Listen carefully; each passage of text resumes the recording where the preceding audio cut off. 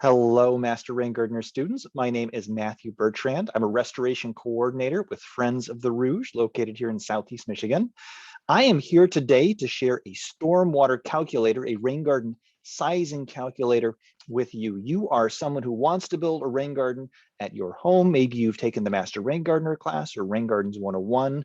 You've learned some of the basics about how to size a rain garden, but you're the kind of person that wants more than just guidelines. You want math, you want numbers, you want some proof that your rain garden is going to work.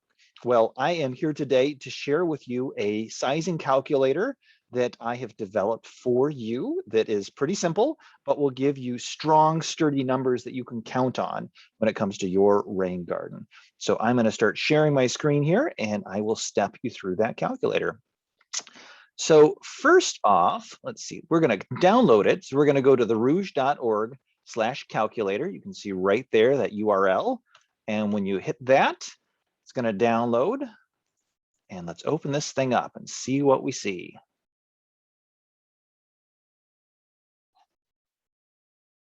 All right, here we go. So we're starting up the top here, the Rouge Rain Garden Stormwater Calculator.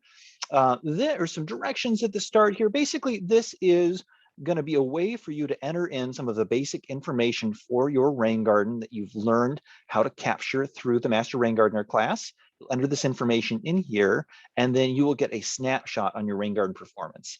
And so you can basically start to iterate, to go back and forth, adjusting your numbers until you find something that you can be confident is going to work in your space. In the Master Rain Gardener class, we teach guidelines, and these guidelines are strong and sturdy. They work for most people. And those guidelines are first, to go out and measure the size of the hard surface, the roof or the sidewalk or the driveway that's draining to the garden. And then for most people, the size of the rain garden is about 20% the size of that hard surface and about 6 inches deep. Or if you've got clay soils, maybe your infiltration test took 18 to 24 hours or more to drain in, then you want to make the garden a little bigger, 30% and 3 inches deep. That's a guideline, and that works in almost all circumstances.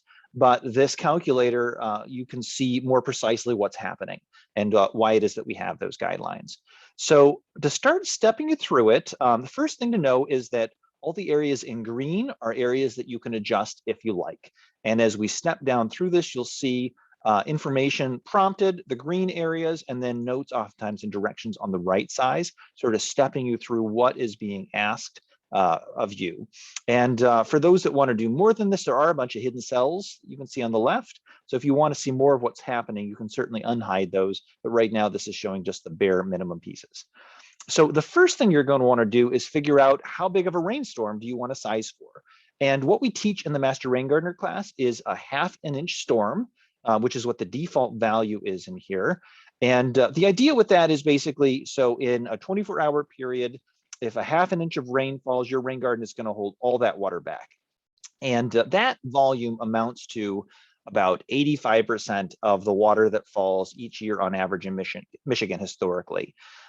If you want to do better than that, to really help with water quality, you could aim for a 1 inch storm, getting a little bit bigger. And that's the idea of within a 24-hour period, your garden would hold back up to 1 inch of water that falls. About the biggest you might want to put in here would be about 2.5 inches in 24 hours. And that's the sizing that we aim for to really tackle flooding issues.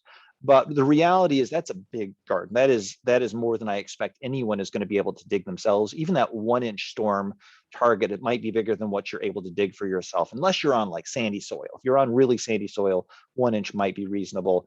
So that 1/2 inch is the number that we really expect most residents to use and that we encourage you to use, certainly as your starting point. So we've got our 1/2 inch defaulted in there.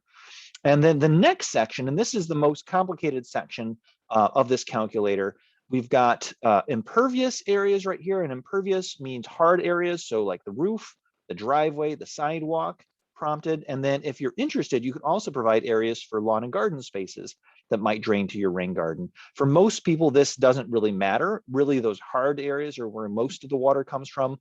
But occasionally I get asked by people that have like a giant area of lawn that just gets really wet and they want to manage that kind of water. So you can use these spaces as well as if you want. And so What you'll want to do then is enter the size of each of the areas. And then there's this runoff coefficient in here. And we've put some default values in there for you. So for the most part, you're not going to need to worry about it.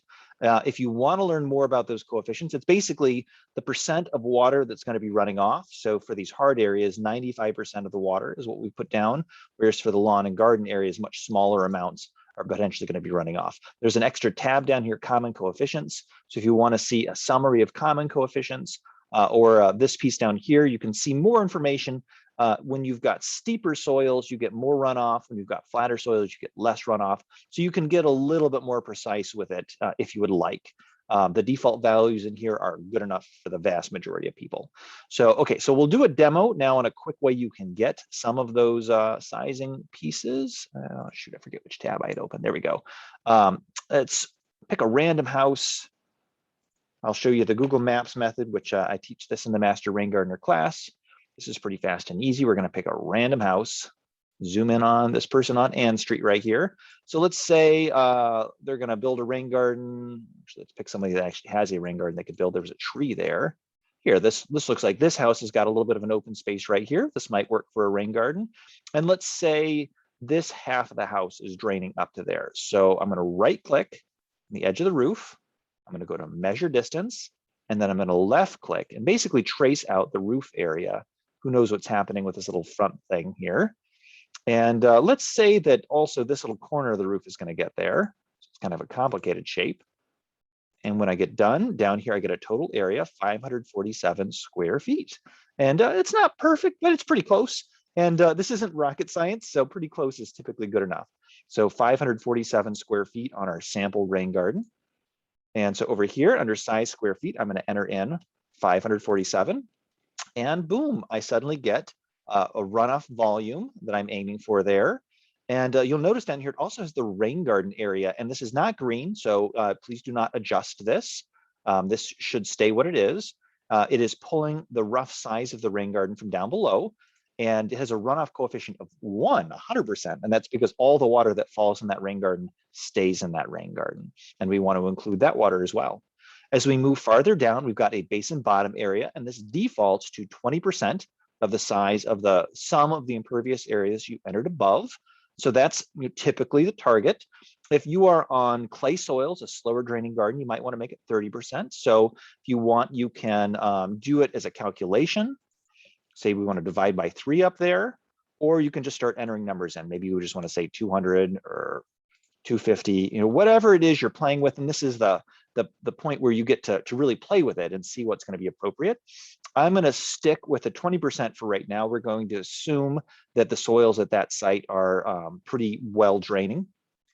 After you enter that basin bottom area here, you're going to get instant feedback on the size. So if it's 20% or more, and so you actually, I could have pointed that out while I was putting numbers in. At 200, it's 37%, so it's a pretty big garden.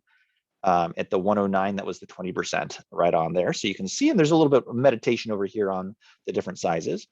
As we move down, next we've got the rain garden ponding depth, and that is the depth of water you will see in the garden, forgetting about mulch. So basically measuring from the soil surface up to wherever the garden overflows, right? The garden shouldn't really get any higher up. The water should get higher up than the overflow area because it's going to overflow at that point.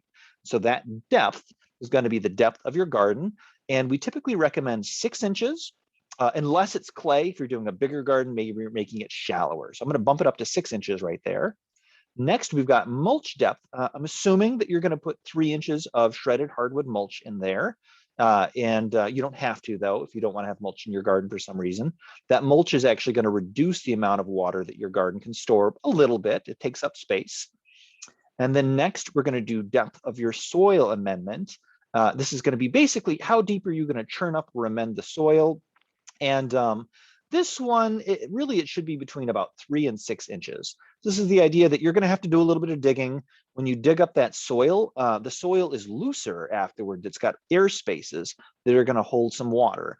You don't really want to go deeper than 6 inches in here, just because deeper than 6 inches, it starts to get compacted just by the weight of the soil. It doesn't hold as much. So if in doubt at all, just leave it at 3 inches there. If you know you're going to be like rototilling it deep, you could bump that up to 6 inches. It'll hold a little bit more water in that soil area. And then the last and probably the most important data point is the infiltration rate. How quickly does the water soak into the ground? Maybe you did an infiltration test at your home. Maybe you dug that 18-inch hole, filled it up with water, filled it up again to make sure the soil is nice and saturated, and then timed how quickly it goes into the ground. So you can use the number that you came up with on here if you want, or I've got some rules of thumb on the right. Typically, your infiltration test at home is a bit of an overestimate just because the water actually also soaks in to the side. So especially sometimes folks are on pretty clayey soils, and if you've got good soils on top, the water goes off to the side. So you could use the numbers I've got on here as really conservative values. So for example, for A soils, that's very sandy soil, that's about as good as it gets. We've got 0.8 inches per hour.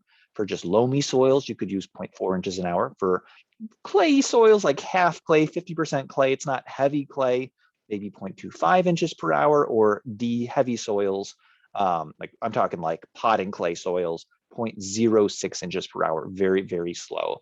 These are the default numbers that we tend to use. And for this demo right here, I was assuming that it was decently fast draining soils. I'll make it 0.25 inches per hour. And then boom, down here, I've got a total storage volume provided. And if you look back down to the tabs over here, there's a summary sheet. And so this is showing, so based on your storm size target, how much water should your garden hold? Our target was 203 gallons, and you're actually getting about 500 gallons. So you're more than doubling that, which is great. So you're definitely big enough on here. How long is it going to take to infiltrate? 5 hours.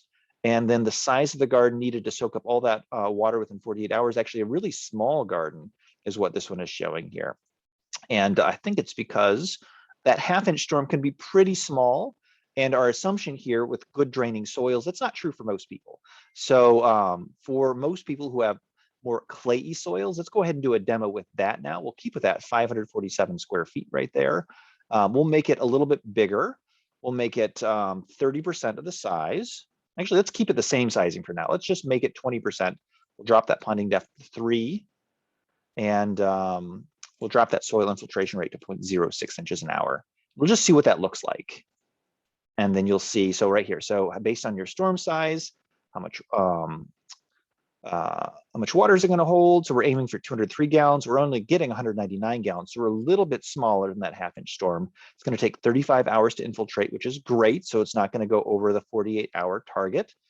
And let's go back on here. So maybe we make it a little bit bigger now to really hit that half an inch target that we're aiming for. So I'm going to do 547, I'm going to do divided by 3. So right at the 33% sizing, a little over 30%, I guess. And when we do it like that, you can see we're about 100 gallons over the 230 now. So we're definitely hitting that half an inch storm, a little bit higher than that. And we're infiltrating within 24 hours, which is good. You want it less than 48. 24 hours is a good target for infiltration. The longer it takes, basically, the wetter the garden is going to be, and the fewer numbers of plants that can survive within that area. So with this, then we can kind of go back and forth. So if you're the kind of person who's like, well, 33% is bigger than I don't know if I can dig that much, you can start dropping it down and you can start playing with it to try to find a target. Maybe you look at that and you say, oh, I can dig that much. Let me aim for a bigger storm. Well, you can bump it up to a 1-inch storm over there and see what happens. So on my summary sheet now, oh, you can see now the garden is too little. And look, it takes 56 hours to drain. So it takes a lot longer. So with that, I would need to get a bigger garden then. So maybe I would bump it back up to that 33%. And it's still a little bit small there. So with this, you can sort of play with it and come up with something that works on paper, something that you can be confident in that's going to work in reality. And I should say that the calculation that we're using to tell how long it's going to take to infiltrate, it is Darcy's law. And so for those of you that are science-minded, you know that a law is something that we are confident of is truth in the science realm. This is a pretty good calculation here. And if you're able to dig the garden as you are describing here, you can be fairly confident that the garden is going to work as this is indicating on here. And so with that, that is our summary calculator there. I hope that this is a tool that you're able to put to use. As you are working with it, feel free to let me know if there are any challenges or anything that doesn't work right. This will be probably an evolving document.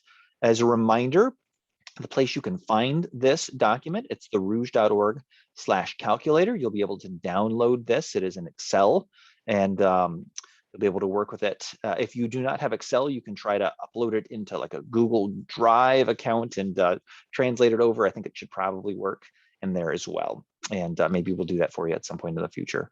All right, well, happy rain garden designing. I wish you the best of luck, and feel free to join our Facebook group, the Rouge, facebook.rains, remember groups. This is the kind of thing I should add. Ready, RainSmart, facebook.com/group/RainSmart. And you can join that community of Master Rain Gardener volunteers, 119 members right now, and you can get additional help as you're working to design your rain garden. All right, well, thanks again for your time today, and I wish you the best of luck.